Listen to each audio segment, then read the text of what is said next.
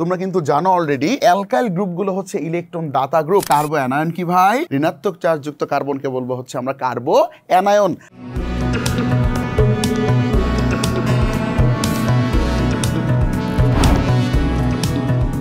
Carbocation তো পড়লা, এবার দেখো কার্বো অ্যানায়ন। কার্বো অ্যানায়নটা কি ভাই? কার্বো অ্যানায়নটা কিছুই না, দেখো কার্বানায়ন। আমি যদি এটাকে একটু ভালোবেসে আদর করে বলি, এটাকে আমরা বলবো হচ্ছে কার্বো অ্যানায়ন। কার্বো অ্যানায়ন বললাম আমি একটু ভালোবেসে। এখন এই কার্বো শব্দের মানে কি বলছি? কার্বো শব্দের মানে তোমরা জানো কার্বন, আর এই অ্যানায়ন শব্দের মানে কি ভাইয়া? অ্যানায়ন শব্দের মানে হচ্ছে ঋণাত্মক চার্জযুক্ত। ওকে, তার মানে আমি যদি সহজে একটা কথা বলি, কার্বো অ্যানায়ন কি ভাই? তুমি বলবা ঋণাত্মক চার্জযুক্ত কার্বন। ঋণাত্মক চার্জযুক্ত কার্বনকে বলবো হচ্ছে আমরা কার্বো অ্যানায়ন। আচ্ছা, এখন আমি যদি এটাকে একটু রিপ্রেজেন্ট করি, কেমনে করবো ভাই? দেখো আমরা শুধুমাত্র এটাকে এই যে সি মাইনাস দিয়ে প্রকাশ করবো, সি মাইনাস। এখানেও কিন্তু মাথার উপর দেখো একটা মাইনাস, তো একটা মাইনাস কেন? অলরেডি আমরা কার্বোক্যাটায়নের মধ্যে দেখছি, এখানেও আমরা তোমাদেরকে আরেকবার ডিসকাস করি, বাট তার আগে একটু দেখো আমরা একটু এটা সংজ্ঞাটা দেখি। তাহলে বলো কার্বনায়ন মানে কি? কার্বো অ্যানায়ন। কার্বো অ্যানায়ন মানে কি? কার্বন হবে ঋণাত্মক চার্জযুক্ত, অর্থাৎ এই যে সি এর উপরে মাইনাস, সি মাইনাস। এবার আমরা একটু সংজ্ঞাটা একটু দেখবো। দেখো সুন্দর করে সংজ্ঞাটা লিখে আছে, দেখো কার্বনের সাথে যদি কার্বন অপেক্ষা কম তড়িৎ ঋণাত্মক মৌল, দেখো কার্বন অপেক্ষা কম তড়িৎ ঋণাত্মক মৌল থাকতে হবে, কারণ আমরা কার্বনকে এবার নেগেটিভ করবো যে, এই জন্যে যুক্ত থাকে, তখন সমযোজী সিগমা বন্ধনে বিষম বিভাজন ঘটবে। এই ক্ষেত্রে বিষম বিভাজন ঘটবে, কিন্তু বিষম বিভাজনের ফলে এই যে একক ঋণাত্মক চার্জযুক্ত যে কার্বন, এটাকে কিন্তু আমরা বলবো কার্বো অ্যানায়ন। তাহলে বিষয়টা একটু দেখো, কার্বনের সাথে যদি কার্বন অপেক্ষা বলো তো কি ভাই? কম তড়িৎ ঋণাত্মক মৌল। ধরো আমরা কার্বনের সাথে এই যে এ নামক কোনো একটা মৌল যুক্ত করছি, অবশ্যই এই এর তড়িৎ ঋণাত্মকতার মান কিন্তু কার্বনের চেয়ে কম হইতে হবে। কার্বনের তড়িৎ ঋণাত্মকতার মান কত বলো? 2.5। সো কার্বনের তড়িৎ ঋণাত্মকতার মান কত বলো তো ভাইয়া? 2.5। অর্থাৎ 2.5-এর চেয়ে কিন্তু এর তড়িৎ ঋণাত্মকতার মান কি হইতে হবে? ডেফিনেটলি কম হইতে হবে। এবার কি হবে দেখো, তোমরা তো দেখছো সমযোজী বন্ধন মানে হচ্ছে দুটি ইলেকট্রন। এবার বলো তো ভাই, তড়িৎ ঋণাত্মকতার মান বেশি কার?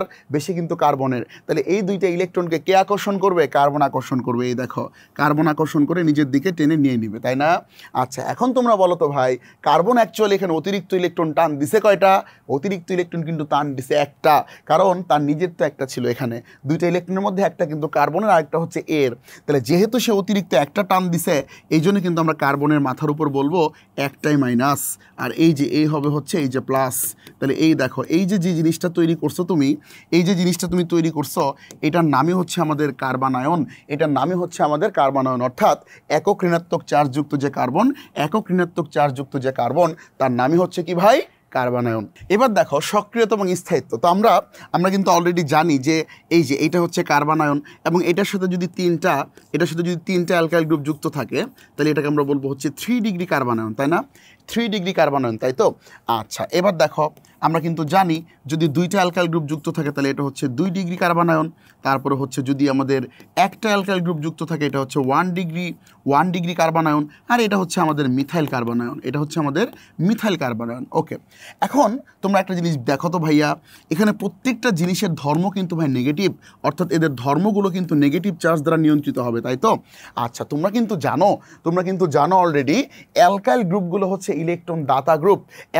অ্যালকাইল গ্রুপগুলো কি বলো তো ভাইয়া? ইলেকট্রন দাতা গ্রুপ। তাহলে দেখো এখানকার সবগুলো নেগেটিভ, অর্থাৎ তাদের ধর্ম নিয়ন্ত্রণ করে কোন চার্জ? Negative charge. তার মানে যেখানে নেগেটিভ চার্জ সবচেয়ে বেশি হবে, তোমরা কিন্তু অলরেডি জেনে আসছো, এই যে দেখো সক্রিয়তা এবং চার্জ হচ্ছে পরস্পরের সমানুপাতিক। আর তোমরা জানো স্থায়িত্ব আর সক্রিয়তা কিন্তু পরস্পরের ব্যস্তানুপাতিক।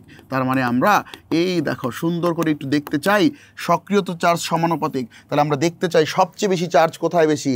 যেখানে সবচেয়ে বেশি চার্জ, সেখানে সবচেয়ে বেশি সক্রিয় হবে। তাহলে একটু দেখো তো, আমরা কিন্তু জানি এগুলো নেগেটিভ চার্জ, তাদের ধর্মগুলো নেগেটিভ চার্জ দ্বারাই নিয়ন্ত্রিত হবে। এবার দেখো এখানে 3 দিক থেকে কিন্তু 3জন ইলেকট্রন দিচ্ছে। তোমরা জানো এই যে অ্যালকাইল হচ্ছে ইলেকট্রন দাতা গ্রুপ, তাই তো? ইলেকট্রন দাতা গ্রুপকে অ্যালকাইল। তাহলে এই দেখো, কারণ তারা হচ্ছে ভাই ধনাত্মক আবেশ প্রদর্শন করে, তাই না? আচ্ছা, এই দেখো। সো ইলেকট্রন দাতা গ্রুপকে অ্যালকাইল মিথাইল 3 দিক থেকে ইলেকট্রন দিয়ে দিয়ে এই বেচারাকে আরও অনেক বেশি নেগেটিভ করে দিচ্ছে।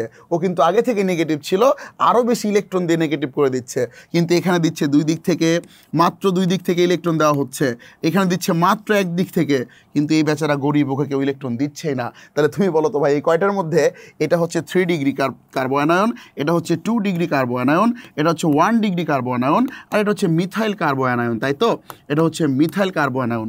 এখন তোমরা আমাকে একটু বলো তো ভাই, সবচেয়ে বেশি চার্জ কই দেখছো? 3 ডিগ্রিতে।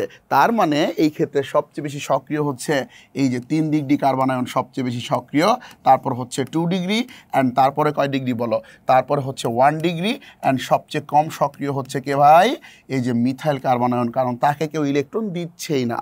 আমরা কিন্তু অলরেডি দেখে আসছি সক্রিয়তা এবং স্থায়িত্ব পরস্পরের কি ব্যস্তানুপাতিক। তাহলে তোমরা আমাকে একটু বলো তো, যেহেতু সবচেয়ে বেশি সক্রিয় ও, তাহলে ওর স্থায়িত্ব কি হবে?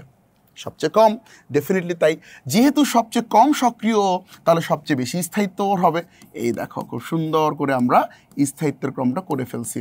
তাই মানে দেখো খুব সহজে কিন্তু আমরা এই দেখো, তার মানে আমরা খুব সহজে কিন্তু কার্বোক্যাটায়ন এবং কার্বো অ্যানায়ন এইগুলোর কিন্তু ভাই সক্রিয়তা স্থায়িত্ব খুব ইজিলি বের করতে পারবো।